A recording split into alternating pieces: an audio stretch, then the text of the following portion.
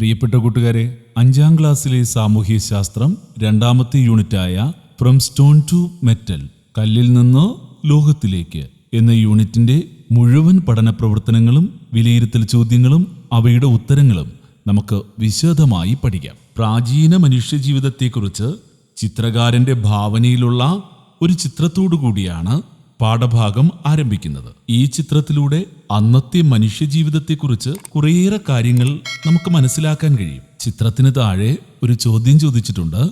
What can you identify from the picture? ഈ ചിത്രത്തിൽ നിന്നും എന്തെല്ലാം കാര്യങ്ങൾ കണ്ടെത്താൻ കഴിയും എന്നാണ് ചോദ്യം. Early human beings lived in forests. മനുഷ്യർ പുരാതന കാലത്ത് കാട്ടിലാണ് താമസിച്ചിരുന്നത്. ഇന്നത്തെ പോലെ വീടോ സ്ഥിരതാമസമോ അന്നത്തെ മനുഷ്യർക്ക് ഉണ്ടായിരുന്നില്ല. ഈ ചിത്രത്തിൽ നിന്ന് തന്നെ അവരുടെ ആയുധങ്ങൾ എന്താണ് എന്ന് നമുക്ക് മനസ്സിലാക്കാൻ കഴിയും. എന്തൊക്കെയായിരുന്നു അവരുടെ ആയുധങ്ങൾ? Stones and sticks. കല്ലുകളും മരക്കമ്പുകളുമായിരുന്നു അവർ ആയുധമായി ഉപയോഗിച്ചിരുന്നത്. They used stones and sticks to hunt animals and defend themselves from wild animals.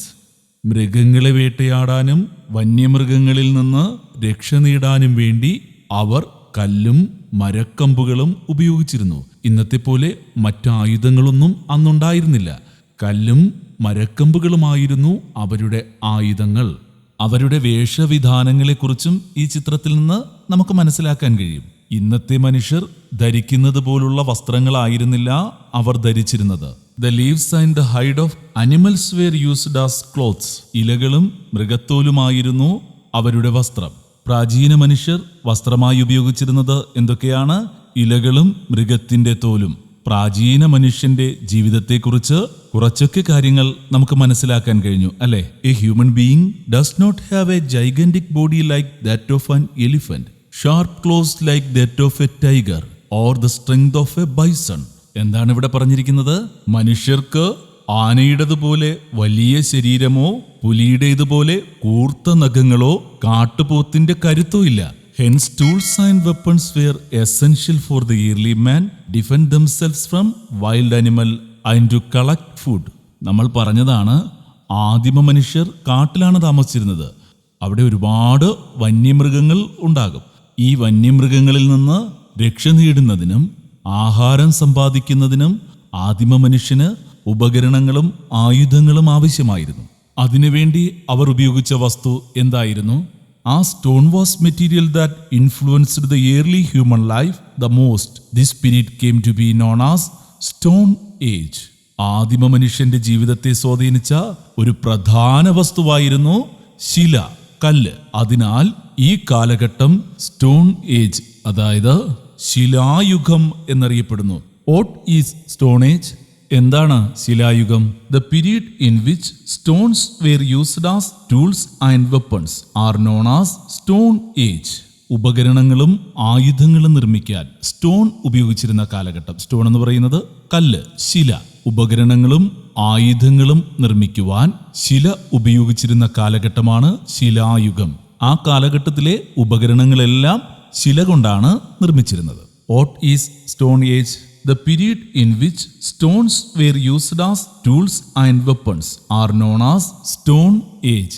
ഉപകരണങ്ങളും ആയുധങ്ങളും നിർമ്മിക്കാൻ കല്ലുകൾ ഉപയോഗിച്ചിരുന്ന കാലഘട്ടമാണ് ശിലായുഗം.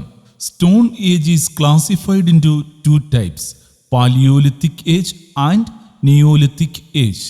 ഈ ശിലായുഗത്തെ രണ്ടായി തിരിച്ചിട്ടുണ്ട്. പാലിയോലിത്തിക് ഏജ്, അതായത് പ്രാചീന ശിലായുഗമെന്നും നിയോലിത്തിക് ഏജ്, നവീന ശിലായുഗമെന്നും. ഇനി നമുക്ക് ഇവ ഓരോന്നിനെയും കുറിച്ച് പഠിക്കാം. ആദ്യം പാലിയോലിത്തിക് ഏജ്, അതായത് പ്രാചീന ശിലായുഗം. ഇവിടെ ഒരു ചിത്രം കൊടുത്തിട്ടുണ്ട്. ഈ ചിത്രത്തിൽ എന്താണെന്നറിയാമോ? The rough stones that the early humans used can be seen in the picture. ആദിമ മനുഷ്യർ ഉപയോഗിച്ചിരുന്ന പരുക്കൻ കല്ലുകളാണ് ചിത്രത്തിൽ കാണുന്നത്. ഈ ചിത്രത്തിൽ നിന്ന് തന്നെ അന്നത്തെ ശിലായുധങ്ങളുടെ പ്രത്യേകത നമുക്ക് മനസ്സിലാക്കാൻ കഴിയും. റഫ് സ്റ്റോൺസ്, പരുക്കൻ കല്ലുകളായിരുന്നു അന്നത്തെ ആയുധങ്ങൾ. For what purpose might these stones have been used? ഈ പരുക്കൻ കല്ലുകൾ എന്തിനൊക്കെയായിരിക്കും അക്കാലത്ത് മനുഷ്യർ ഉപയോഗിച്ചിരുന്നത്? ടു ഹണ്ട് അനിമൽസ്, മൃഗങ്ങളെ വേട്ടയാടാൻ. To defend own self from the attack of animals, മൃഗങ്ങളിൽ നിന്ന് രക്ഷ നേടാൻ. മറ്റെന്തിനു വേണ്ടിയാണ് അവർ പരിക്കൻ കല്ലുകൾ ഉപയോഗിച്ചത്? To dig up edible tubers. എന്തിനു വേണ്ടിയാണ്?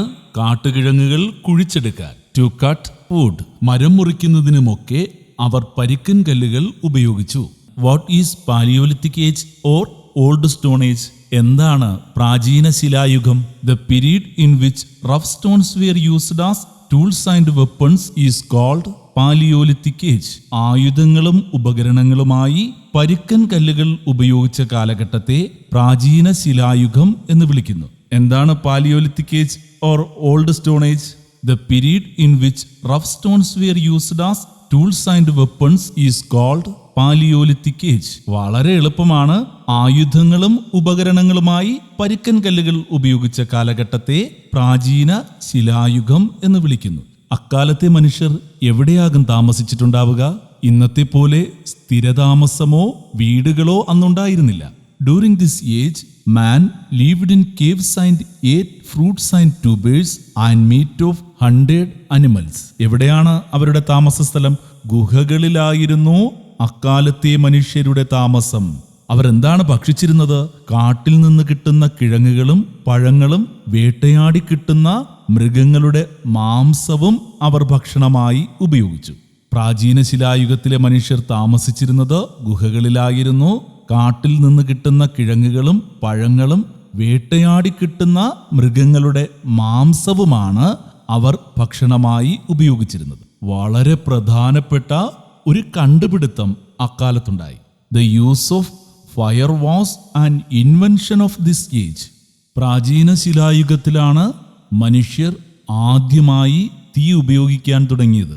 ഓർമ്മിച്ചു വെക്കണം, മനുഷ്യർ ആദ്യമായി തീ ഉപയോഗിച്ചു തുടങ്ങിയത് പാലിയോലിത്തിക് ഏജിലാണ്. പ്രാചീന ശിലായുഗത്തിലാണ് ആദ്യമായി മനുഷ്യർ തീ ഉപയോഗിച്ചു തുടങ്ങിയത്.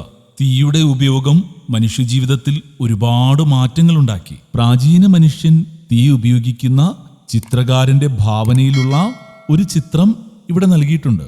Four what purposes fire might have been used by the early man. ആദിമ മനുഷ്യർ എന്തിനൊക്കെയായിരിക്കാം തീ ഉപയോഗിച്ചിട്ടുണ്ടാവുക? ഈ ചിത്രത്തിൽ നിന്ന് ഒരു കാര്യം മനസ്സിലാക്കാം. To prepare food. ആഹാരം പാകം ചെയ്യാൻ. തീ കണ്ടുപിടിക്കുന്നത് വരെ മനുഷ്യർ ആഹാരം പാകം ചെയ്തായിരുന്നില്ല കഴിച്ചിരുന്നത്. കായ്കനികളും പച്ചമാംസവുമായിരുന്നു അതുവരെ അവർ കഴിച്ചിരുന്നത്. To escape from wild animals. വന്യജീവികളിൽ നിന്ന് രക്ഷ നേടുന്നതിന് വേണ്ടി. To get light. വെളിച്ചം ലഭിക്കാൻ. To get protection from cold. തണുപ്പിൽ നിന്നും രക്ഷ നേടാൻ. നമുക്കിനി ഒരു പദസൂര്യൻ നിർമ്മിക്കാം. What were the features of palaeolithic age? Make the word sun. Palaeolithic age അതായത് പ്രാചീന ശിലായുഗം. പ്രാചീന ശിലായുഗത്തിലെ മനുഷ്യർ എവിടെയാണ് താമസിച്ചിരുന്നത്? Lived in caves. ഗുഹകളിൽ വസിച്ചു. പാലിയോലിത്തിക് ഏജിന്റെ മറ്റ് സവിശേഷതകൾ എന്താണ്? 100 അനിമൽസ്. മൃഗങ്ങളെ വേട്ടയാടി. പ്രാചീന ശിലായുഗത്തിലെ ഏറ്റവും പ്രധാനപ്പെട്ട ഒരു കണ്ടുപിടുത്തത്തെക്കുറിച്ച് പറഞ്ഞു. ഇൻവെൻഷൻ ഓഫ് ഫയർ, അല്ലെ? Used in fire. തീ ഉപയോഗിച്ചു. അവർ ഉപയോഗിച്ചിരുന്ന ആയുധങ്ങളും ഉപകരണങ്ങളും എന്തുകൊണ്ടാണ് ഉണ്ടാക്കിയിരുന്നത്? Rough stones. പരുക്കൻ കല്ലുകളായിരുന്നു, അല്ലെ? The weapons were rough stones. പരുക്കൻ കല്ലുകളായിരുന്നു ആയുധങ്ങൾ. അങ്ങനെ പാലിയോലിത്തിക് ഏജിന്റെ സവിശേഷതകളെല്ലാം നമ്മൾ പഠിച്ചു കഴിഞ്ഞിരിക്കുകയാണ്. ഇനി നിയോലിത്തിക് ഏജ്, നവീന ശിലായുഗം. നിയോലിത്തിക് ഏജിൽ മനുഷ്യർ ഉപയോഗിച്ചിരുന്ന ആയുധങ്ങളാണ് ഇവിടെ നൽകിയിട്ടുള്ളത്. പ്രാചീന ശിലായുഗത്തിലെ ആയുധങ്ങളിൽ നിന്ന് ഒരുപാട് മാറ്റം വന്നു നവീന ശിലായുഗത്തിലെത്തിയപ്പോൾ. What differences do these weapons have from those of the Palaeolithic age? പ്രാചീന ശിലായുഗത്തിലെ ആയുധങ്ങളിൽ നിന്ന് നവീന ശിലായുഗത്തിലെ ആയുധങ്ങൾക്ക് എന്തു വ്യത്യാസമാണുള്ളത്? പാലിയോലിത്തിക് ഏജിലെ ആയുധങ്ങളെപ്പറ്റി നമ്മൾ പഠിച്ചതാണ്. റഫ് സ്റ്റോൺസ്, പരുക്കൻ കല്ലുകൾ കൊണ്ടാണ് പ്രാചീന ശിലായുഗത്തിൽ ആയുധങ്ങൾ ഉണ്ടാക്കിയിരുന്നത്. നിയോലിത്തിക് ഏജിലെ വെപ്പൺസ് എങ്ങനെയുള്ളതാണ്? Sharper and polished. നിയോലിത്തിക് ഏജിലും കല്ലുകൾ തന്നെയായിരുന്നു ആയുധങ്ങൾ ഉണ്ടാക്കാൻ ഉപയോഗിച്ചിരുന്നത്. പക്ഷേ നിയോലിത്തിക് ഏജിലെ ആയുധങ്ങൾ ഷാർപ്പർ ആൻഡ് പോളിഷ്ഡ് ആയിരുന്നു. കൂടുതൽ മൂർച്ചയുള്ളതും മിനുസപ്പെടുത്തിയതുമായിരുന്നു. What is neolithic age? എന്താണ് നവീന ശിലായുഗം? The period in which sharp and polished stones were used as weapons was known as neolithic age. മൂർച്ചയുള്ളതും മിനുസപ്പെടുത്തിയതുമായ കല്ലുകൾ ആയുധങ്ങളായി ഉപയോഗിച്ച കാലഘട്ടത്തെ നവീന ശിലായുഗം എന്നറിയപ്പെടുന്നു. പ്രാചീന ശിലായുഗത്തിൽ നിന്ന് നവീന ശിലായുഗത്തിലേക്ക് എത്തിയപ്പോൾ പരുക്കൻ കല്ലുകൾ മാറി മൂർച്ചയുള്ളതും മിനുസപ്പെടുത്തിയതുമായ കല്ലുകൾ ഉപയോഗിക്കാൻ തുടങ്ങി. In this period drastic transformations acquired in human life. നവീന ശിലായുഗം എത്തിയപ്പോൾ മനുഷ്യജീവിതത്തിൽ സമൂലമായ മാറ്റങ്ങളുണ്ടായി. നവീന ശിലായുഗത്തിലുണ്ടായ മാറ്റങ്ങൾ വളരെ വ്യക്തമായി മനസ്സിലാക്കാൻ കഴിയുന്ന ചില ചിത്രങ്ങൾ ഇവിടെ കൊടുത്തിട്ടുണ്ട്. ഈ ചിത്രങ്ങളിൽ നിന്ന് തന്നെ നവീന ശിലായുഗത്തിലെ മനുഷ്യജീവിതത്തെക്കുറിച്ച് നമുക്കൊരുപാട് കാര്യങ്ങൾ മനസ്സിലാക്കാൻ കഴിയും. From the pictures, what features can you identify about the human life in the neolithic age? എന്താണ് ചോദിച്ചിരിക്കുന്നത്? ചിത്രത്തിൽ നിന്ന് നവീന ശിലായുഗത്തിലെ മനുഷ്യജീവിതത്തെക്കുറിച്ച് എന്തെല്ലാം കണ്ടെത്താം എന്നാണ് ചോദിച്ചിരിക്കുന്നത്. Engaged in farming. പ്രാചീന ശിലായുഗത്തിൽ കായ്കനികൾ ശേഖരിക്കുകയും മൃഗങ്ങളെ വേട്ടയാടി ഭക്ഷിക്കുകയും ചെയ്ത മനുഷ്യൻ നവീന ശിലായുഗമായപ്പോൾ കൃഷി ചെയ്യാൻ ആരംഭിച്ചു. Developed shelters. ഗുഹകളിൽ താമസിച്ചിരുന്ന മനുഷ്യൻ വാസസ്ഥലമുണ്ടാക്കാൻ തുടങ്ങി. Termed animals. മൃഗങ്ങളെ ഇണക്കി വളർത്താൻ ആരംഭിച്ചതും നിയോലിത്തിക് ഏജിലാണ്. മിച്ചം വരുന്ന ധാന്യങ്ങളും ദ്രാവക പദാർത്ഥങ്ങളും സൂക്ഷിക്കാൻ പാത്രങ്ങൾ വേണ്ടിയിരുന്നു. ഇത് മൺപാത്ര നിർമ്മാണത്തിലേക്ക് അവരെ നയിച്ചു. മെയ്ഡ് എർത്തേൺവെയർ. മൺപാത്രങ്ങൾ ഉണ്ടാക്കാൻ തുടങ്ങി. മനുഷ്യജീവിതത്തെ മാറ്റിമറിച്ച ചക്രങ്ങൾ ആദ്യമായി ഉപയോഗിച്ചു തുടങ്ങിയതും നവീന ശിലായുഗത്തിലാണ്. Wheels wear used. ചക്രങ്ങൾ ഉപയോഗിക്കാൻ തുടങ്ങി. നിയോലിത്തിക് ഏജിനെ പറ്റി കുറേ കാര്യങ്ങൾ നമ്മൾ മനസ്സിലാക്കി. ഇനി നമുക്ക് പാഠപുസ്തകത്തിൽ നൽകിയിട്ടുള്ള ഈ ചോദ്യത്തിന്റെ ഉത്തരം കണ്ടെത്താം. In what ways does the neolithic age differ from the Palaeolithic age? പ്രാചീന ശിലായുഗത്തിൽ നിന്ന് നവീന ശിലായുഗം എങ്ങനെയെല്ലാം വ്യത്യാസപ്പെട്ടിരിക്കുന്നു എന്നാണ് ചോദ്യം. പാലിയോലിത്തിക് ഏജിൽ നിന്ന് നിയോലിത്തിക് ഏജിൽ എന്തൊക്കെ മാറ്റങ്ങളുണ്ടായി എന്ന് ഈ ടേബിളിലൂടെ നമുക്ക് പഠിക്കാം. പ്രാചീന ശിലായുഗത്തിലെ ആയുധങ്ങൾ എങ്ങനെയുള്ളതായിരുന്നു? The weapons were rough stones. പരുക്കൻ കല്ലായിരുന്നു ആയുധങ്ങൾ. എന്നാൽ നിയോലിത്തിക് ഏജ് നവീന ശിലായുഗമായപ്പോൾ ആയുധങ്ങളിൽ എന്ത് മാറ്റമാണ് ഉണ്ടായത്? Sharp and polished stones were used as weapons. മൂർച്ചയുള്ളതും മിനുസപ്പെടുത്തിയതുമായ കല്ലുകൾ ആയുധങ്ങളായി ഉപയോഗിച്ചു. പാലിയോലിത്തിക് ഏജിൽ പരുക്കൻ കല്ലായിരുന്നു ആയുധങ്ങളെങ്കിൽ നിയോലിത്തിക് ഏജിൽ മൂർച്ചയുള്ളതും മിനുസപ്പെടുത്തിയതുമായ കല്ലുകൾ ആയുധങ്ങളായി ഉപയോഗിച്ചു. നെക്സ്റ്റ്, ഇനി എന്താണ് പറയുന്നത്? Lived in caves. ഗുഹകളിൽ താമസിച്ചു. നമ്മൾ നേരത്തെ പറഞ്ഞു, ഇന്നത്തെ പോലെ വാസസ്ഥലങ്ങളൊന്നും പ്രാചീന ശിലായുഗത്തിൽ ഉണ്ടായിരുന്നില്ല. എന്നാൽ നിയോലിത്തിക് ഏജ് ആയപ്പോൾ ഡെവലപ്ഡ് ഷെൽട്ടേഴ്സ്. വാസസ്ഥലങ്ങൾ ഉണ്ടാക്കാൻ തുടങ്ങി. പാലിയോലിത്തിക് ഏജിൽ ഗുഹകളിൽ താമസിച്ച മനുഷ്യൻ നിയോലിത്തിക് ഏജിൽ വാസസ്ഥലങ്ങൾ ഉണ്ടാക്കി താമസിക്കാൻ തുടങ്ങി. പാലിയോലിത്തിക് ഏജിൽ മൃഗങ്ങളെ വേട്ടയാടിയാണ് അവൻ ഭക്ഷിച്ചിരുന്നത്. ദേ ഹണ്ടേഡ് അനിമൽസ്. മൃഗങ്ങളെ വേട്ടയാടി. നിയോലിത്തിക് ഏജ് ആയപ്പോഴോ ടേംഡ് അനിമൽസ്. മൃഗങ്ങളെ ഇണക്കി വളർത്താൻ തുടങ്ങി. നമ്മളിന്ന് വീടുകളിൽ മൃഗങ്ങളെ ഇണക്കി വളർത്താറുണ്ട്. ആദ്യമായി മൃഗങ്ങളെ ഇണക്കി വളർത്തി തുടങ്ങിയത് നിയോലിത്തിക് ഏജിലായിരുന്നു. നെക്സ്റ്റ്, ഇനി എന്താണ് പറയുന്നത്? Food collected. പാലിയോലിത്തിക് ഏജിൽ മനുഷ്യർ കായ്കനികൾ ശേഖരിച്ചും മൃഗങ്ങളെ വേട്ടയാടിയുമാണ് ആഹാരം കണ്ടെത്തിയിരുന്നത്. നിയോലിത്തിക് ഏജ് ആയപ്പോൾ എന്ത് മാറ്റമുണ്ടായി? Agriculture began. കൃഷി ആരംഭിച്ചു. മനുഷ്യർ ആദ്യമായി കൃഷി ആരംഭിക്കുന്നത് നിയോലിത്തിക് ഏജിലാണോ? നിയോലിത്തിക് ഏജിന്റെ വളരെ പ്രധാനപ്പെട്ടൊരു സവിശേഷതയാണ് അഗ്രികൾച്ചർ ബിഗേൻ. ആദ്യമായി തീ ഉപയോഗിച്ചു തുടങ്ങിയത് പാലിയോലിത്തിക് ഏജിലാണ്. Used in fire. തീ ഉപയോഗിച്ചു.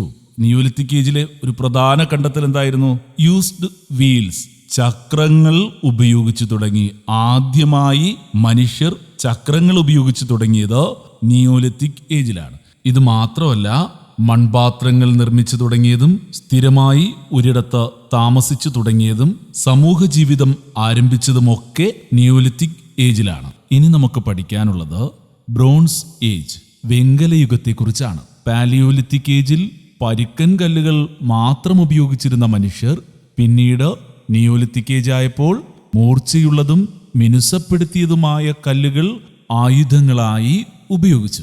പിൽക്കാലത്ത് മനുഷ്യർ ഉപയോഗിച്ച ആയുധങ്ങളിൽ എന്തു മാറ്റമാണ് വന്നത് എന്ന് നമുക്ക് നോക്കാം. Later copper tools began to used along with stone tools. കല്ല് മാത്രം ആയുധമാക്കിയിരുന്ന മനുഷ്യർ പിൽക്കാലത്ത് ശിലായുധങ്ങളോടൊപ്പം ചെമ്പുകൊണ്ടുള്ള ഉപകരണങ്ങളും ഉപയോഗിച്ചു തുടങ്ങി. ചെമ്പ് താമ്രമെന്നും അറിയപ്പെടുന്നു. ശിലായുഗത്തിലെ കല്ലുകൊണ്ടുള്ള ആയുധങ്ങൾക്ക് ഒരുപാട് പരിമിതികളുണ്ടായിരുന്നു. ആ പരിമിതികളെ മറികടക്കാൻ ചെമ്പുകൊണ്ടുള്ള ആയുധങ്ങൾക്ക് കഴിഞ്ഞു. Compared to stones, copper was easier to sharpen and mould and was convenient to use. കല്ലിനെ അപേക്ഷിച്ച് ചെമ്പ് കൂടുതൽ മൂർച്ചപ്പെടുത്താൻ കഴിയും. അതുപോലെ തന്നെ രൂപമാറ്റം വരുത്താനും സൗകര്യപ്രദമായി ഉപയോഗിക്കാനും കഴിയും. ഈ കാലഘട്ടം എന്തു പേരിലാണ് അറിയപ്പെടുന്നത് എന്നറിയാമോ? The period when man used both stone and copper tools is known as chalcolithic age or copper stone age. കല്ലുകൊണ്ടും ചെമ്പുകൊണ്ടുമുള്ള ഉപകരണങ്ങളും ആയുധങ്ങളും ഉപയോഗിച്ചിരുന്ന കാലഘട്ടം താമ്രശിലായുഗം എന്നറിയപ്പെടുന്നു. ഓർമ്മിച്ച് വയ്ക്കണം, കല്ലുകൊണ്ടുള്ള ആയുധങ്ങൾ ഉപയോഗിച്ചിരുന്ന കാലഘട്ടത്തെ ശിലായുഗം എന്ന് വിളിക്കുന്നു. കല്ലുകൊണ്ടും ചെമ്പുകൊണ്ടുമുള്ള ആയുധങ്ങളും ഉപകരണങ്ങളും ഉപയോഗിച്ചിരുന്ന കാലഘട്ടം അറിയപ്പെടുന്നത് താമ്രശിലായുഗം എന്നാണ്. What is chalcolithic age?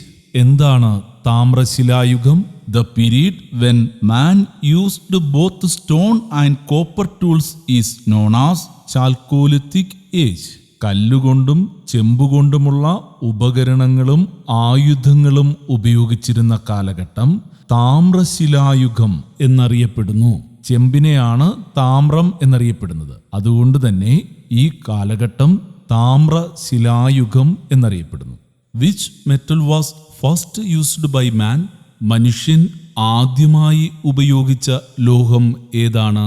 Copper, ചെമ്പാണ് മനുഷ്യൻ ആദ്യമായി ഉപയോഗിച്ച ലോഹം. In course of time man discovered tin and learn to mix copper with tin to produce the alloy called bronze which was harder than copper.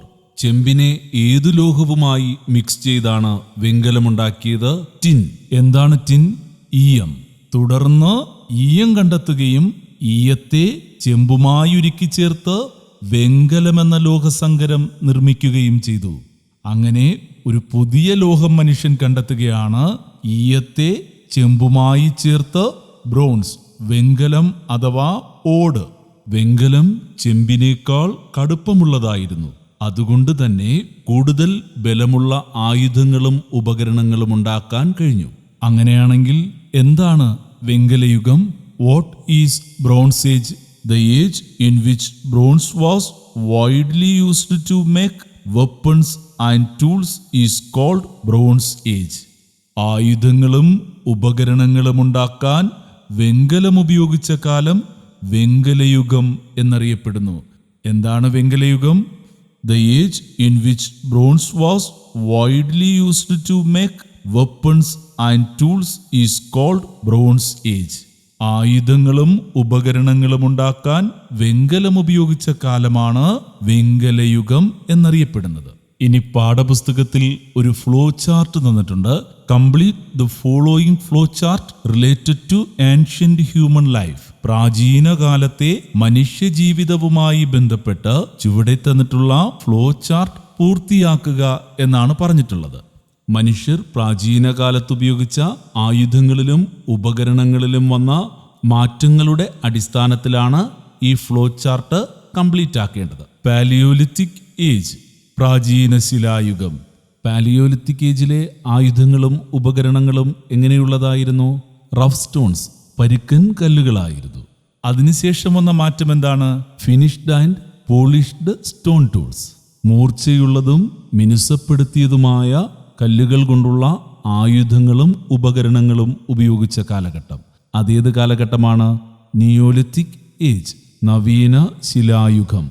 അടുത്ത ഭാഗം ഇവിടെ കൊടുത്തിട്ടുണ്ട്. Chalcolithic age, Thamir ശിലായുഗം, stone ടൂൾസിനോടൊപ്പം copper ടൂൾസും ഉപയോഗിച്ചു തുടങ്ങി. അടുത്ത കാലഘട്ടം ഏതാണ്? വെങ്കലം കൊണ്ടുള്ള ആയുധങ്ങളും ഉപകരണങ്ങളും ഉപയോഗിച്ച കാലം. അത് ഏത് പേരിലാണ് അറിയപ്പെടുന്നത്? Bronze age, വെങ്കലയുഗം.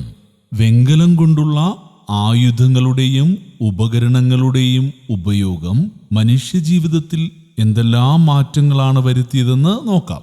During this period agriculture improved and resulted in better harvest. കൃഷി ആരംഭിച്ചത് നിയോലിത്തിക് ഏജിലാണ്, നവീന ശിലായുഗത്തിലാണ്. പിന്നീട് വെങ്കലം കൊണ്ടുള്ള കാർഷിക ഉപകരണങ്ങൾ ഉപയോഗിച്ചതോടെ കൃഷി മെച്ചപ്പെടുകയും കാർഷികോൽപാദനത്തിൽ വർധനവുണ്ടാവുകയും ചെയ്തു. The fertile soil of the river valleys and ample irrigation also helped in improving agriculture. വെങ്കലം കൊണ്ടുള്ള കാർഷികോപകരണങ്ങളോടൊപ്പം നദീതടങ്ങളിലെ ഫലയൂഷ്ടമായ മണ്ണും നദികളിൽ നിന്നുള്ള ജലവുമാണ് ഇത്തരത്തിലുള്ള കാർഷിക മികവിന് കാരണമായത്. ഈ കാലഘട്ടത്തിൽ വെങ്കലം കൊണ്ടുള്ള ആയുധങ്ങളോടൊപ്പം കാർഷിക പുരോഗതിയെ സഹായിച്ച ഘടകങ്ങൾ എന്തൊക്കെയാണ്? നദീതടങ്ങളിലെ ഫലയൂഷ്ടമായ മണ്ണും നദികളിൽ നിന്നുള്ള ജലവും. പാഠപുസ്തകത്തിൽ ഒരു ചോദ്യം നൽകിയിട്ടുണ്ട്, എന്താണെന്ന് നോക്കാം. What changes might have been brought about by the improvement in agriculture? എന്താണ് ചോദ്യം? വെങ്കലയുഗത്തിൽ കാർഷിക പുരോഗതിയുണ്ടായി. ഇങ്ങനെ കൃഷി മെച്ചപ്പെട്ടപ്പോൾ ഉണ്ടായ മാറ്റങ്ങൾ എന്തെല്ലാമായിരിക്കും? The storage of surplus food grains. കാർഷികോൽപാദനം വർദ്ധിച്ചപ്പോൾ അധികമായി ഉൽപ്പാദിപ്പിച്ച ഭക്ഷ്യവസ്തുക്കൾ സംഭരിക്കാൻ തുടങ്ങി. Next point, development of public places for the exchange of agricultural products. ഇങ്ങനെ ഒരുപാട് കാർഷിക വിഭവങ്ങൾ മിച്ചം വന്നപ്പോൾ കാർഷിക വിഭവങ്ങൾ കൈമാറ്റം ചെയ്യാനുള്ള പൊതുസ്ഥലങ്ങൾ രൂപം കൊണ്ടു. അടുത്ത് പറയുന്നത് എന്താണ്? Increases in the production and use of new agricultural tools. പുതിയ കാർഷികോപകരണങ്ങളുടെ നിർമ്മാണവും ഉപയോഗവും വർദ്ധിച്ചു. ഇനി പാഠപുസ്തകത്തിൽ നൽകിയിട്ടുള്ള ഈ ചിത്രങ്ങൾ നിരീക്ഷിച്ചാൽ വെങ്കലയുഗത്തിൽ കൃഷിയോടൊപ്പം വികാസം പ്രാപിച്ച മറ്റു തൊഴിലുകളും നമുക്ക് കണ്ടെത്താൻ കഴിയും. What other occupational fields might have developed along with agriculture? വെങ്കലയുഗത്തിൽ കൃഷിയോടൊപ്പം വികാസം പ്രാപിച്ച മറ്റു തൊഴിൽ മേഖലകൾ ഏതെല്ലാമാണ്? നമുക്ക് ഈ ചിത്രങ്ങൾ ഓരോന്നായി നിരീക്ഷിക്കാം. ഈ ചിത്രത്തിൽ നിന്ന് ഏത് തൊഴിലാണ് നമുക്ക് മനസ്സിലാക്കാൻ കഴിയുന്നത്? കേറ്റിൽ റിയറിംഗ്, കന്നുകാലി വളർത്തൽ. ബ്രോൺസ് ഏജ്, വെങ്കലയുഗത്തിൽ കൃഷിയോടൊപ്പം കേറ്റിൽ റിയറിംഗ്, കന്നുകാലി വളർത്തലും വികാസം പ്രാപിച്ചു. ഇനി ഈ ചിത്രത്തിൽ നിന്ന് എന്താണ് മനസ്സിലാക്കാൻ കഴിയുന്നത്? വെങ്കലയുഗത്തിൽ ലോഹങ്ങൾ ഉരുക്കി ആയുധങ്ങളും ഉപകരണങ്ങളും ഉണ്ടാക്കിയിരുന്നു. Metal work, ലോഹപ്പണി. വെങ്കലയുഗത്തിൽ കൃഷിയോടൊപ്പം ലോഹങ്ങൾ കൊണ്ടുള്ള ആയുധങ്ങളും ഉപകരണങ്ങളും നിർമ്മിക്കുന്ന തൊഴിൽ മേഖലയും വികാസം പ്രാപിച്ചു. ഈ ചിത്രം വെങ്കലയുഗത്തിലെ ഏത് തൊഴിൽ മേഖലയെക്കുറിച്ചാണ് പറയുന്നത്? മൺപാത്രങ്ങൾ നിർമ്മിക്കുന്ന ചിത്രമാണ്. പോട്ടറി മേക്കിംഗ്, മൺപാത്ര നിർമ്മാണം. വെങ്കലയുഗത്തിലെ മറ്റൊരു തൊഴിൽ മേഖല കൂടി നമ്മൾ പരിചയപ്പെട്ടു, പോട്ടറി മേക്കിംഗ്. ഈ ചിത്രത്തിൽ വൈവിധ്യങ്ങളാർന്ന കുറേ ആഭരണങ്ങളാണ് കാണുന്നത്. ഓർണമെന്റ്സ് മേക്കിംഗ്, ആഭരണ നിർമ്മാണവും വെങ്കലയുഗത്തിൽ വികാസം പ്രാപിച്ച തൊഴിൽ മേഖലയാണ്. നമ്മൾ ഈ ചിത്രങ്ങളിൽ നിന്ന് കണ്ടെത്തിയതിനു പുറമെ മറ്റു ചില തൊഴിലുകൾ കൂടി ബ്രോൺസ് ഏജിൽ, അതായത് വെങ്കലയുഗത്തിൽ വികാസം പ്രാപിച്ചിരുന്നു. ആ തൊഴിലുകൾ ഏതൊക്കെയാണ് എന്ന് നമുക്ക് നോക്കാം. Brick making. എന്താണ് ബ്രിക്ക് മേക്കിംഗ്? ഇഷ്ടിക നിർമ്മാണം. അതോടൊപ്പം വീവിംഗ്. വീവിംഗ് എന്ന് പറഞ്ഞാൽ തുണി നെയ്ത്ത്. നമ്മൾ നേരത്തെ ചിത്രത്തിൽ നിന്ന് കണ്ടെത്തിയ തൊഴിലുകൾക്ക് പുറമെ ബ്രിക്ക് മേക്കിങ്ങും വീവിങ്ങും വെങ്കലയുഗത്തിൽ ഉണ്ടായിരുന്നു. ഇനി പാഠപുസ്തകത്തിൽ ഒരു ചിത്രം നൽകിയിട്ടുണ്ട്. ഈ ചിത്രം അന്നത്തെ കച്ചവട രീതിയെക്കുറിച്ച് നമുക്ക് വ്യക്തമാക്കി തരും. ഉൽപ്പന്നങ്ങൾ കൈമാറ്റം ചെയ്യുന്ന ചിത്രകാരന്റെ ഭാവനയിലുള്ള ഒരു ചിത്രമാണ്. ഈ ചിത്രത്തിൽ ഒരാൾ തൻ്റെ കൈവശമുള്ള മത്സ്യം മറ്റൊരാൾക്ക് നൽകുന്നതും അയാൾ അയാളുടെ കൈവശമുള്ള മൺപാത്രം തിരിച്ചു നൽകുന്നതുമാണ് കാണാൻ കഴിയുന്നത്. ആ കാലഘട്ടത്തിൽ സാധനങ്ങൾക്കു പകരം സാധനങ്ങൾ കൈമാറ്റം ചെയ്യപ്പെടുന്ന രീതി നിലവിലുണ്ടായിരുന്നു എന്ന് ഈ ചിത്രത്തിൽ നിന്ന് തന്നെ നമുക്ക് മനസ്സിലാക്കാം. പണ്ടുകാലത്ത് ഇന്നത്തെ പോലെ പണം കൊടുത്തായിരുന്നില്ല സാധനങ്ങൾ വാങ്ങിയിരുന്നത്. അന്ന് സാധനങ്ങൾക്കും സേവനങ്ങൾക്കും പകരം സാധനങ്ങളായിരുന്നു കൈമാറ്റം ചെയ്തിരുന്നത്. ഈ സമ്പ്രദായം ബാർട്ടർ സമ്പ്രദായം എന്നാണ് അറിയപ്പെടുന്നത്. ബ്രോൺസ് ഏജിന്റെ മറ്റ് സവിശേഷതകൾ താഴെ നൽകിയിട്ടുള്ള വിവരണത്തിൽ നിന്ന് നമുക്ക് കണ്ടെത്താം. Those who were engaged in a particular occupation needed the goods produced by others. ഒരു തൊഴിൽ മേഖലയിൽ പ്രവർത്തിക്കുന്നവർക്ക് മറ്റ് തൊഴിൽ മേഖലകളിലുള്ളവരുടെ സേവനങ്ങളും ഉൽപ്പാദിപ്പിക്കുന്ന വിഭവങ്ങളും ആവശ്യമായിരുന്നു. This necessitated the exchange of goods and it created A sense of mutual dependence among people. ഇത് ഉൽപ്പന്നങ്ങളുടെ കൈമാറ്റത്തിന് കാരണമായി. ഒരാൾ തൻ്റെ കൈവശമുള്ള സാധനം മറ്റൊരാൾക്ക് നൽകി അയാൾക്ക് ആവശ്യമായ സാധനം അയാളിൽ നിന്ന് തിരിച്ചു വാങ്ങുമായിരുന്നു. ഇത്തരം കൈമാറ്റങ്ങൾ സമൂഹത്തിൽ പരസ്പരാശ്രയത്വം വളർത്തി. അടുത്തു പറയുന്നത് എന്താണ്? Surplus products were exported to far off places. കാർഷിക പുരോഗതി ഉണ്ടായപ്പോൾ ഉൽപാദനവും വർദ്ധിച്ചു. ഈ ഉൽപ്പാദിപ്പിക്കുന്നതിൽ അവർക്ക് ആവശ്യമുള്ളത് കഴിഞ്ഞ് മിച്ചം വരുന്നവ കയറ്റി അയക്കാൻ ആരംഭിച്ചു. As a result, both inland and maritime trade flourished. അങ്ങനെ കരമാർഗവും കടൽമാർഗവും കച്ചവട ബന്ധങ്ങൾ വളർന്നു തുടങ്ങി. Consequently, means of transportation also developed. അങ്ങനെ സാധനങ്ങൾ കയറ്റുമതി ചെയ്തതോടുകൂടി ഗതാഗത സൗകര്യങ്ങൾ വികസിച്ചു. വെങ്കലയുഗത്തിൽ അധികം ഉൽപ്പാദിപ്പിച്ച സാധനങ്ങൾ വിദൂര പ്രദേശങ്ങളിലേക്ക് കയറ്റിയയക്കുകയും അങ്ങനെ ഗതാഗത സൗകര്യങ്ങൾ വികസിക്കുകയും ചെയ്തു. വെങ്കലയുഗത്തിൽ വികാസം പ്രാപിച്ച മറ്റൊരു തൊഴിൽ മേഖലയാണ് ട്രാൻസ്പോർട്ടേഷൻ, ഗതാഗതം. In course of time systems of administration were formed to regulate these activities. ഈ പ്രവർത്തനങ്ങളെല്ലാം നിയന്ത്രിക്കുന്നതിനായി വെങ്കലയുഗത്തിൽ ഭരണ സംവിധാനങ്ങൾ രൂപപ്പെട്ടു. മറ്റൊരു പ്രധാനപ്പെട്ട കണ്ടെത്തലും ഈ കാലഘട്ടത്തിലുണ്ടായി. The invention of the art of writing was another striking feature of the bronze age. എഴുത്തുവിദ്യ രൂപപ്പെട്ടതും ഈ കാലഘട്ടത്തിലാണ്. കുറേ കാര്യങ്ങൾ നമ്മൾ പഠിച്ചു. നമുക്കിനി ഈ ഭാഗത്ത് നിന്ന് ഒരു ക്വസ്റ്റ്യനും അതിന്റെ ആൻസറും കണ്ടെത്താം. List out the various occupational fields developed in the bronze age. വെങ്കലയുഗത്തിൽ രൂപം കൊണ്ട തൊഴിൽ മേഖലകൾ പട്ടികപ്പെടുത്തുക. ബ്രോൺസ് ഏജിൽ രൂപപ്പെട്ട എല്ലാ തൊഴിലുകളും നമ്മൾ വളരെ വിശദമായി പഠിച്ചതാണ്. ഏതൊക്കെയാണ്? കേറ്റിൽ റിയറിംഗ്, കന്നുകാലി വളർത്തൽ, മെറ്റൽ വർക്ക്, ലോഹപ്പണി, പോട്ടറി മേക്കിംഗ്, മൺപാത്ര നിർമ്മാണം, ഓർണമെന്റ്സ് മേക്കിംഗ്, ആഭരണ നിർമ്മാണം, ബ്രിക്ക് മേക്കിംഗ്, ഇഷ്ടിക നിർമ്മാണം, വീവിംഗ്, നെയ്ത്ത്, ട്രാൻസ്പോർട്ടേഷൻ, ഗതാഗതം, trade through barter system, barter സമ്പ്രദായത്തിൽ കൂടെയുള്ള കച്ചവടം. ഇങ്ങനെ വിവിധ തൊഴിൽ മേഖലകളാണ് വെങ്കലയുഗത്തിൽ രൂപപ്പെട്ടത്. With these features ancient cities developed gradually in various river valleys. These cities are regarded as the centers of the Bronze Age civilizations.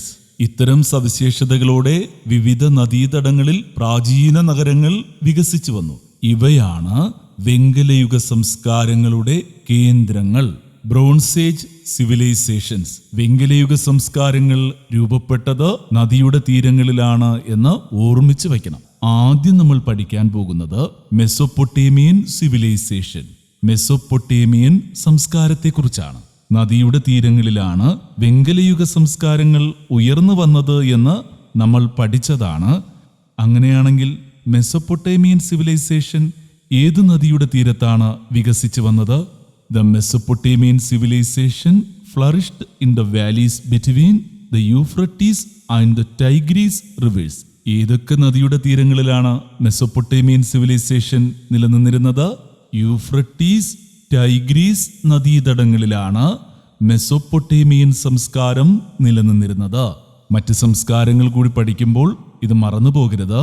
Mesopotamian സംസ്കാരം നിലനിന്നിരുന്നത് അർമീനിയൻ പർവ്വതത്തിൽ നിന്നും ഉത്ഭവിച്ച് തെക്കോട്ടൊഴുകി പേർഷ്യൻ കടലിൽ ചേരുന്ന യൂഫ്രട്ടീസ്, ടൈഗ്രീസ് നദികൾക്ക് ഇടയിലാണ്. ഇനി പറയുന്നത് the word Mesopotamia means the land between reverse. Mesopotamia എന്ന വാക്കിന്റെ അർത്ഥം എന്താണ്? രണ്ട് നദികൾക്കിടയിലുള്ള പ്രദേശം എന്നാണ് മെസൊപ്പൊട്ടേമിയ എന്ന വാക്കിന്റെ അർത്ഥം. മെസൊപ്പൊട്ടേമിയ എന്ന വാക്കിന്റെ അർത്ഥം എന്താണ്? ദ ലാൻഡ് ബിറ്റ്വീൻ റിവേഴ്സ്, രണ്ട് നദികൾക്കിടയിലുള്ള പ്രദേശം. It is now in Iraq. ഈ പ്രദേശം ഇന്ന് എവിടെയാണ്? ഇറാഖിലാണ് ഇന്ന് മെസൊപ്പൊട്ടേമിയ. നമ്മൾ കഴിഞ്ഞ ക്ലാസ്സിൽ പറഞ്ഞതാണ്, വെങ്കലയുഗ സംസ്കാരത്തിന്റെ പ്രധാനപ്പെട്ട ഒരു സവിശേഷതയാണ് എഴുത്തുവിദ്യ രൂപപ്പെട്ടത്. മെസൊപ്പൊട്ടേമിയയിൽ രൂപപ്പെട്ട എഴുത്തുവിദ്യ ഏതാണെന്നറിയാമോ? The cuneiform script evolved in Mesopotamia. ഓർമ്മിച്ചു വയ്ക്കുക, മെസൊപ്പൊട്ടേമിയയിൽ രൂപപ്പെട്ട ലിപിയാണ് ക്യൂണിഫോം ലിപി. ക്യൂണിഫോം സ്ക്രിപ്റ്റിനെ പറ്റി കുറച്ചുകൂടി വിശദമായി ടെക്സ്റ്റ് ബുക്കിൽ നൽകിയിട്ടുണ്ട്. അത് നമുക്ക് നോക്കാം. The cuneiform is one of the oldest known scripts. പുരാതനമായ എഴുത്തുലിപികളിൽ ഒന്നാണ് ക്യൂണിഫോം ലിപി. ഇത് ആരംഭിച്ചത് എവിടെയാണെന്നറിയാമോ? It was developed in the region of Sumer. ക്യൂണിഫോം ലിപി ആരംഭിച്ചത് സുമേറിലാണ്. The script is represented by wedge shaped pictographic marks on clay tablets. ആപ്പിന്റെ രൂപത്തിലുള്ള ചിത്രലിപിയാണിത്. ഇതിന്റെ എഴുത്തുപ്രതലം കളിമൺ പാളികളായിരുന്നു. ക്യൂണിഫോം ലിപിയെക്കുറിച്ച് കുറച്ചുകൂടി കാര്യങ്ങൾ നമുക്ക് പഠിക്കാം. ലോകത്തെ ഏറ്റവും പുരാതനമായ എഴുത്തു രീതിയാണ് ക്യൂണിഫോം ലിപി. ഉർവംശജരായ സുമേറിയക്കാർ വികസിപ്പിച്ചെടുത്ത ലിപിയാണിത്. ചുട്ടെടുത്ത കളിമൺ ഫലകങ്ങളാണിത്. കളിമണ്ണുകൊണ്ട് ഫലകങ്ങളുണ്ടാക്കി അതിലെഴുതുകയോ രേഖപ്പെടുത്തുകയോ ബന്ധപ്പെട്ട അടയാളങ്ങൾ ഉണ്ടാക്കുകയോ ചെയ്തതിന് ശേഷം ഫലകങ്ങൾ തീയിൽ ചുട്ടെടുക്കുന്ന രീതിയാണിത്. ക്യൂണിഫോം ലിപിയെപ്പറ്റി മനസ്സിലായല്ലോ. ഇനി ടെക്സ്റ്റ് ബുക്കിൽ മെസൊപ്പൊട്ടേമിയൻ സംസ്കാരത്തിന്റെ ഒരു പ്രധാന സവിശേഷതയെക്കുറിച്ച് പറയുകയാണ്. The ziggurats are the major remains of this great civilisation. ഈ മഹത്തായ സംസ്കാരത്തിന്റെ ശേഷിപ്പുകളാണ് സിഗുറാത്തുകൾ. മെസൊപ്പൊട്ടേമിയൻ സംസ്കാരത്തെക്കുറിച്ച് നമുക്ക് മനസ്സിലാക്കാൻ കഴിയുന്ന ഹിസ്റ്റോറിക്കൽ റിമൈൻസ് ആയ ചരിത്ര ശേഷിപ്പുകളായ സിഗറാത്തുകളെ കുറിച്ച് ടെക്സ്റ്റ് ബുക്കിൽ പറഞ്ഞിട്ടുണ്ട്. അതെന്തൊക്കെയാണ് എന്ന് നമുക്ക് നോക്കാം. The ziggurats were temple complexes. Mesopotamian സംസ്കാരത്തിന്റെ ശേഷിപ്പുകളായ സിഗറാത്തുകൾ ദേവാലയ സമുച്ചയങ്ങളാണ്. The walls of the ziggurats were built of burned bricks. ഇതിന്റെ പുറംഭാഗം ചുട്ടെടുത്ത ഇഷ്ടികകൾ കൊണ്ടാണ് നിർമ്മിച്ചിരിക്കുന്നത്. സിഗുറാത്തുകളെ കുറിച്ച് നമ്മൾ എന്തൊക്കെയാണ് പറഞ്ഞത്? സിഗുറാത്തുകൾ ദേവാലയ സമുച്ചയങ്ങളാണ്. ഇതിന്റെ പുറംഭാഗം ചുട്ടെടുത്ത ഇഷ്ടികകൾ കൊണ്ടാണ് നിർമ്മിച്ചിരിക്കുന്നത്. It has been found that around 25 ziggurats were built in this area. 25ഓളം സിഗറാത്തുകൾ ഈ പ്രദേശങ്ങളിൽ നിർമ്മിക്കപ്പെട്ടതായി കണ്ടെത്തിയിട്ടുണ്ട്. ഇതിൽ ഇന്നും സംരക്ഷിക്കപ്പെടുന്ന സിഗറാത്സ് ഏതാണെന്നറിയാമോ? The ziggurat in the city of Ur is still preserved. Ur എന്ന നഗരത്തിലെ സിഗറാത്ത് ഇന്നും സംരക്ഷിക്കപ്പെടുന്നു. മെസൊപ്പൊട്ടേമിയൻ സംസ്കാരത്തെ പറ്റി നമ്മൾ പഠിച്ചു കഴിഞ്ഞു. ഇനി നമുക്ക് ഈ പഠിച്ച കാര്യങ്ങൾ വെച്ചുകൊണ്ട് ഒരു പദസൂര്യൻ നിർമ്മിക്കാം. Complete the word web. Mesopotamian സംസ്കാരത്തിന്റെ പ്രധാന സവിശേഷതകൾ ഉൾപ്പെടുത്തിക്കൊണ്ടാണ് ഈ പദസൂര്യൻ പൂർത്തിയാക്കേണ്ടത്.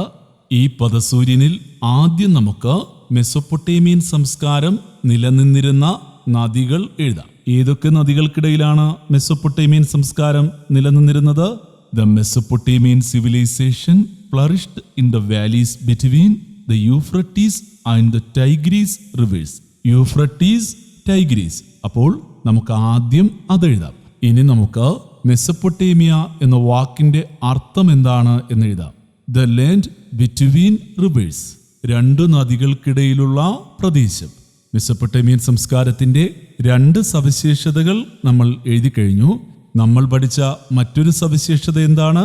The cuneiform script evolved in Mesopotamia. മെസൊപ്പൊട്ടേമിയയിൽ രൂപം കൊണ്ട ലിപി ഏതാണ്? ക്യൂണിഫോം ലിപി. മെസൊപ്പൊട്ടേമിയൻ സംസ്കാരത്തെക്കുറിച്ച് നമ്മൾ പഠിച്ച മറ്റൊരു സവിശേഷത എന്താണ്? അവിടുത്തെ ചരിത്ര ശേഷിപ്പുകൾ, സിഗുറാത്തുകൾ. മെസൊപ്പൊട്ടേമിയൻ സംസ്കാരത്തിന്റെ 4 പ്രധാന സവിശേഷതകൾ ഉൾപ്പെടുത്തി പദസൂര്യൻ നമ്മൾ നിർമ്മിച്ചു കഴിഞ്ഞു. ഇനി നമുക്ക് അടുത്ത വെങ്കലയുഗ സംസ്കാരത്തെക്കുറിച്ച് പഠിക്കാം. ഈജിപ്ഷ്യൻ സിവിലൈസേഷനെ കുറിച്ചാണ് ഇനി നമ്മൾ പഠിക്കുന്നത്. In which river basin the Egyptian civilisation grew? Egyptian സംസ്കാരം വളർന്നു വന്നത് ഏത് നദീതടത്തിലാണ്? The Egyptian civilisation flourished in the valley of the river Nile. Nile നദീതടത്തിലാണ് ഈജിപ്ഷ്യൻ സംസ്കാരം വളർന്നു വന്നത്. ഓർമ്മിച്ചു വയ്ക്കണം, ഈജിപ്ഷ്യൻ സംസ്കാരം വളർന്നു വന്നത് നൈൽ നദിയുടെ തീരത്താണ്. നൈൽ നദിയെക്കുറിച്ച് ഒരു കാര്യം കൂടി നമ്മൾ പഠിച്ചു വയ്ക്കണം. ലോകത്തിലെ ഏറ്റവും നീളമേറിയ നദിയാണ് നൈൽ നദി. Egypt is called the gift of the Nile. ഈജിപ്തിനെ നൈലിന്റെ ദാനം എന്ന് വിശേഷിപ്പിക്കുന്നു. The gift of the Nile ഏതാണ്? ഈജിപ്റ്റ്. ഈജിപ്തിനെയാണ് നൈലിന്റെ ദാനം എന്ന് വിശേഷിപ്പിക്കുന്നത്. മെസോപ്പൊട്ടേമിയൻ സംസ്കാരം പഠിച്ചപ്പോൾ അവിടെയുണ്ടായിരുന്ന യൂണിഫോം ലിപി നമ്മൾ പഠിച്ചതാണ്. അതുപോലെ ഈജിപ്ഷ്യൻ സംസ്കാരത്തിലും ഒരു ലിപി ഉണ്ടായിരുന്നു. അതേതാണെന്നറിയാമോ? The hieroglyphic script was developed in Egypt. Hieroglyphics ലിപി ഈജിപ്തിലാണ് രൂപം കൊണ്ടത്. Which country developed hieroglyphic script? ഏതു രാജ്യമാണ് ഹൈറോഗ്ലിഫിക്സ് ലിപി വികസിപ്പിച്ചത്? ഈജിപ്റ്റ്. ഈജിപ്തിലാണ് ഹൈറോഗ്ലിഫിക്സ് ലിപി രൂപം കൊണ്ടത്. ഹൈറോഗ്ലിഫിക്സ് ലിപിയെക്കുറിച്ച് കുറച്ചുകൂടി കാര്യങ്ങൾ മനസ്സിലാക്കാൻ പാഠപുസ്തകത്തിൽ നൽകിയിട്ടുള്ള ഈ വിവരണം നമ്മെ സഹായിക്കും. It is the script used by ancient Egyptians. പുരാതന ഈജിപ്തുകാർ ഉപയോഗിച്ചിരുന്ന ലിപിയാണ് ഹൈറോഗ്ലിഫിക്സ്. ഈ ലിപിയുടെ പ്രത്യേകത എന്താണെന്ന് നമുക്ക് നോക്കാം. It is a combination of symbols and letters commonly written on papyrus and wood. ചിഹ്നരൂപവും അക്ഷരരൂപവും കൂട്ടിച്ചേർത്തതാണ് ഈ ലിപി. തടിയും പാപ്പിറസുമാണ് എഴുതാൻ ഉപയോഗിച്ചിരുന്ന പ്രതലം. എന്താണ് ഈ പാപ്പിറസ്? ഈജിപ്തിലെ ജനങ്ങൾ ആദ്യകാലത്ത് എഴുതാനായി ഉപയോഗിച്ചിരുന്ന മാധ്യമമാണ് പാപ്പിറസ്. പേപ്പിറസ് എന്ന ചെടിയുടെ തണ്ടിൽ നിന്നുമാണ് കടലാസ് പോലെയുള്ള താളുകൾ ഉണ്ടാക്കിയിരുന്നത്. ചുരുളുകളായിട്ടാണ് ഇത് സൂക്ഷിച്ചിരുന്നത്.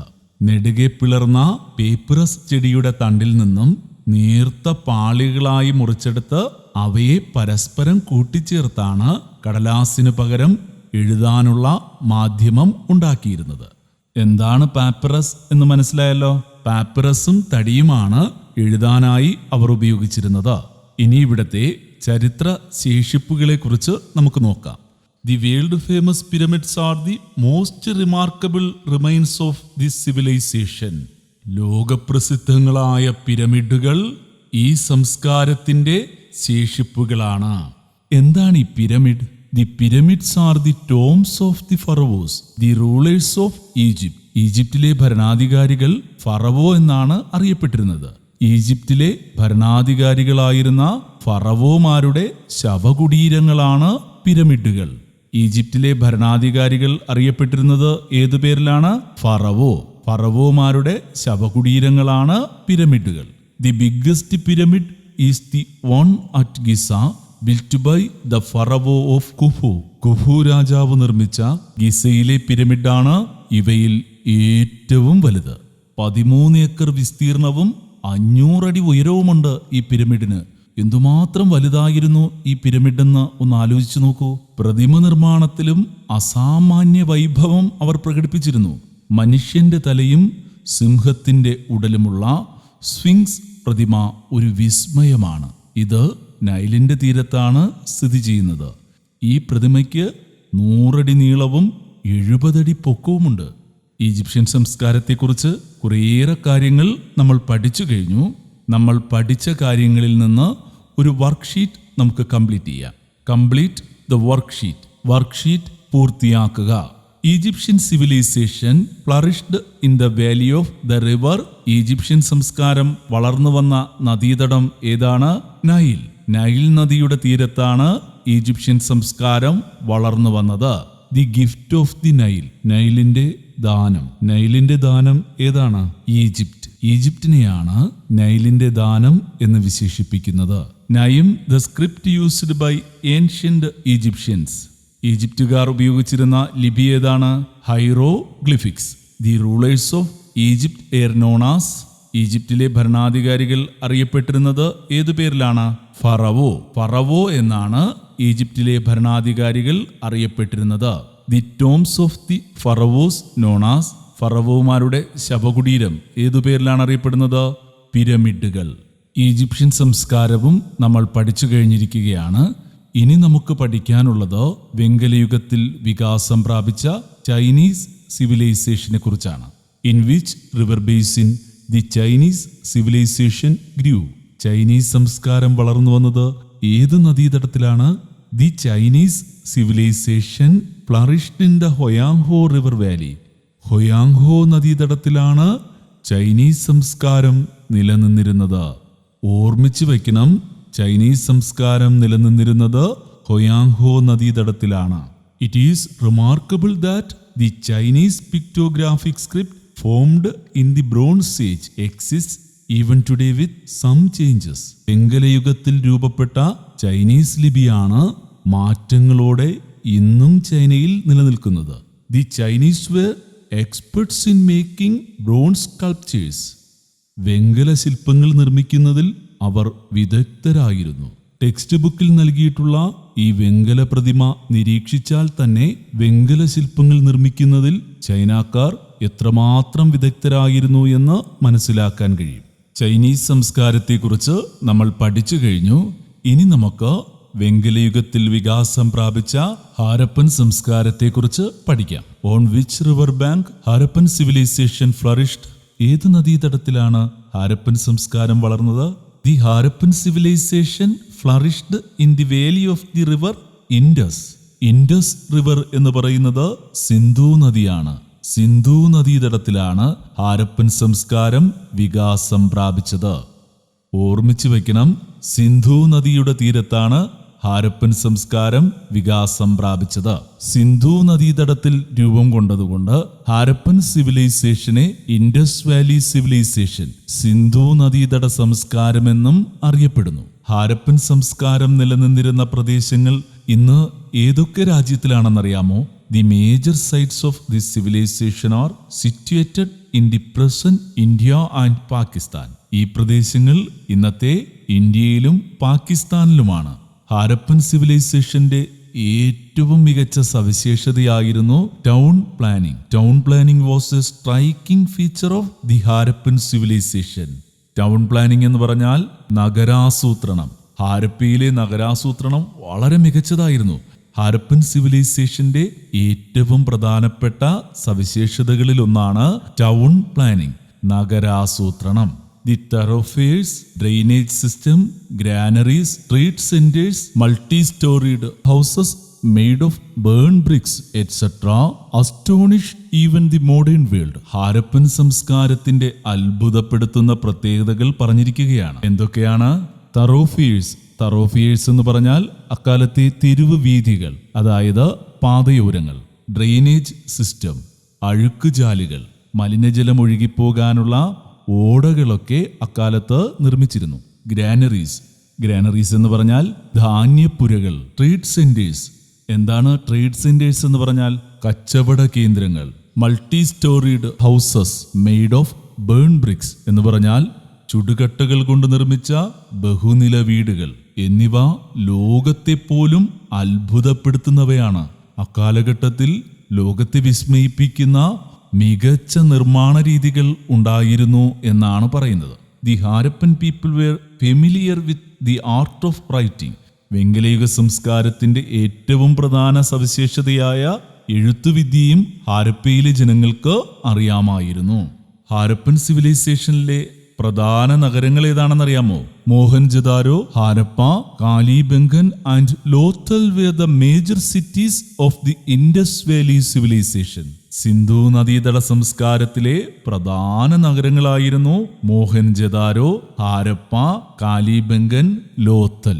What are the major cities of the Indus valley civilisation? Sindhu നദീതട സംസ്കാരത്തിലെ പ്രധാന നഗരങ്ങൾ ഏതൊക്കെയാണ്? മോഹൻജദാരോ, ഹാരപ്പ, കാലിബംഗൻ, ലോത്തൽ. ഇനി പാഠപുസ്തകത്തിൽ ഹാരപ്പൻ സംസ്കാരത്തിന്റെ പ്രധാനപ്പെട്ട ഒരു ചരിത്ര ശേഷിപ്പിനെ കുറിച്ച് പറഞ്ഞിട്ടുണ്ട്. ഗ്രേറ്റ് ബാത്ത്, മഹാസ്നാനഘട്ടം. The Great Bath is one of the important remains of the Harappan civilization. It is situated in Mohenjo-daro. Harappan സംസ്കാരത്തിന്റെ പ്രധാന ശേഷിപ്പുകളിലൊന്നാണ് മഹാസ്നാനഘട്ടം. മോഹൻജദാരോയിലാണ് ഇത് നിലനിന്നിരുന്നത്. ഗ്രേറ്റ് ബാത്ത്, മഹാസ്നാനഘട്ടം ഏത് സംസ്കാരത്തിന്റെ ചരിത്രശേഷിപ്പാണ്? ഹാരപ്പൻ സംസ്കാരത്തിന്റെ ചരിത്രശേഷിപ്പാണ് ഗ്രേറ്റ് ബാത്ത്, അതായത് മഹാസ്നാനഘട്ടം. What are the astonish features of the Harappan civilisation? Harappan സംസ്കാരത്തിന്റെ അത്ഭുതകരമായ സവിശേഷതകൾ എന്തൊക്കെയാണ്? നമ്മളിപ്പോൾ വിശദമായി പറഞ്ഞ കാര്യങ്ങൾ തന്നെയാണ് ഇതിന്റെ ഉത്തരം. ടൗൺ പ്ലാനിംഗ്, നഗരാസൂത്രണം. The thoroughfares, തെരുവുകൾ.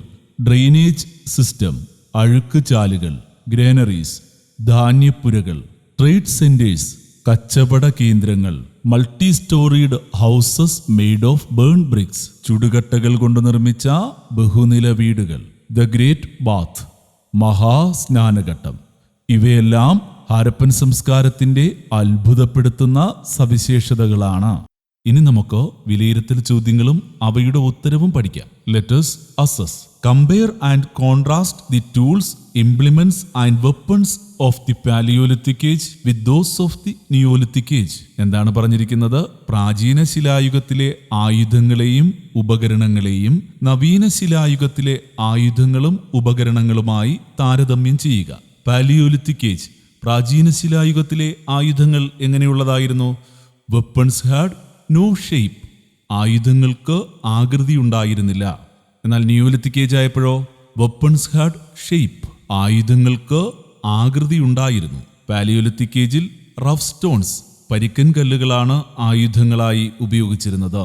എന്നാൽ നിയോലിത്തിക് ഏജിൽ പോളിഷ്ഡ് സ്റ്റോൺസ്, മിനുസപ്പെടുത്തിയ കല്ലുകളായിരുന്നു ആയുധങ്ങൾ. പാലിയോലിത്തിക് ഏജിൽ weapons had no sharpened edge, മൂർച്ചയുള്ള ആയുധങ്ങളായിരുന്നില്ല പ്രാചീന ശിലായുഗത്തിൽ ഉപയോഗിച്ചിരുന്നത്. എന്നാൽ നിയോലിത്തിക് ഏജിലോ വെപ്പൺസ് വിത്ത് ഷാർപ്പൻഡ് എഡ്ജ്, മൂർച്ചയുള്ള ആയുധങ്ങളായിരുന്നു നവീന ശിലായുഗത്തിൽ ഉപയോഗിച്ചിരുന്നത്. അടുത്ത ചോദ്യം എന്താണ്? What were the changes brought about in human life in the neolithic age with the beginning of agriculture? കൃഷി ചെയ്യാൻ ആരംഭിച്ചതോടെ നവീന ശിലായുഗത്തിലെ ജനതയുടെ ജീവിതത്തിൽ എന്തൊക്കെ മാറ്റങ്ങളാണ് ഉണ്ടായത്? ബിഗാൻ ടു സെറ്റിൽ പെർമനന്റ്ലി, സ്ഥിരതാമസം ആരംഭിച്ചു. ടേംഡ് അനിമൽസ്, മൃഗങ്ങളെ ഇണക്കി വളർത്തി. Began to live in groups and work together, കൂട്ടമായി താമസിക്കാനും ഒരുമിച്ച് ജോലികൾ ചെയ്യാനും തുടങ്ങി. Began to eat cooked food, ആഹാരം പാകം ചെയ്ത് ഭക്ഷിക്കാൻ തുടങ്ങി. ഇനി നമുക്ക് അടുത്ത ക്വസ്റ്റ്യൻ നോക്കാം. List out the various occupational fields developed in the bronze age.